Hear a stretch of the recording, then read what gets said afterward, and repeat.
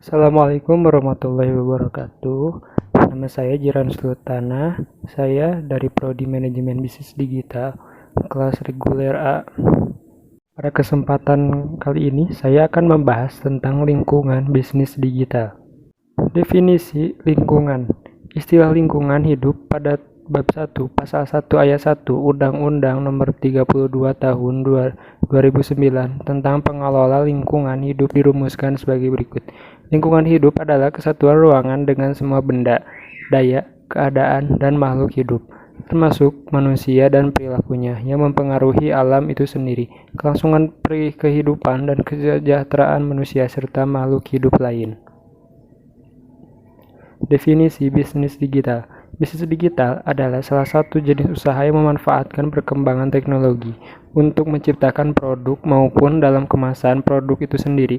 Bisnis digital semakin lama kian berkembang pesat dan banyak diminati oleh masyarakat di berbagai daerah. Contoh bisnis digital yang paling terkenal adalah e-commerce atau perdagangan secara online dengan memanfaatkan jaringan internet. Lingkungan bisnis digital adalah kesatuan ruang yang di dalamnya terdapat kegiatan bisnis secara otomatis yang dilakukan dengan menggunakan teknologi elektronik untuk mendapatkan keuntungan dan memenuhi kelangsungan hidup dan kesejahteraan manusia. Kelebihannya, pertama, ada revenue stream atau aliran pendapatan baru yang mungkin lebih menjanjikan dan tidak bisa ditemui di sistem transaksi tradisional. 2. Dapat meningkatkan market exposure pasar besar. 3. Menurunkan biaya operasional. 4. Dapat melebarkan jangkauan. 5. Meningkatkan customer loyalty. 6. Memperpendek waktu produksi. 7. Meningkatkan valuation atau mata rantai pendapatan. Kekurangannya yaitu 1.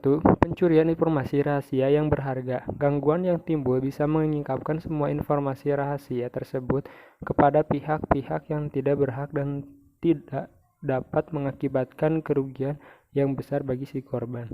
Kedua, kehilangan kesempatan bisnis karena ganggu pelayanan. Kesalahan ini bersifat kesalahan non-teknis seperti aliran listrik tiba-tiba padam atau jaringan tidak berfungsi.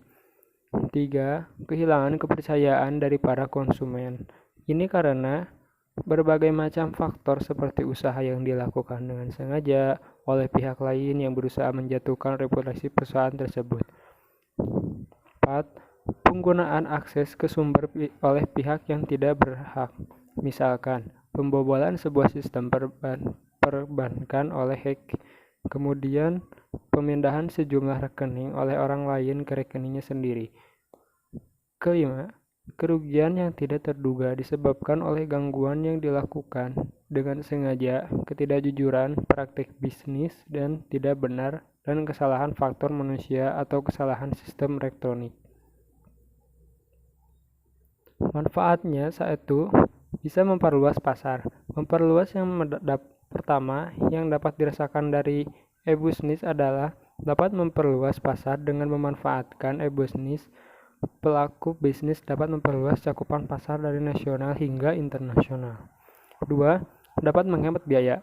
Manfaat yang tidak kalah penting dari e-bisnis yang tidak kalah penting adalah dapat menghemat biaya. Biaya yang dimaksud mencakup biaya komunikasi, waktu transaksi, serta waktu penerimaan. 3. Praktis. Manfaat dari e-bisnis yang ketiga yakni praktis.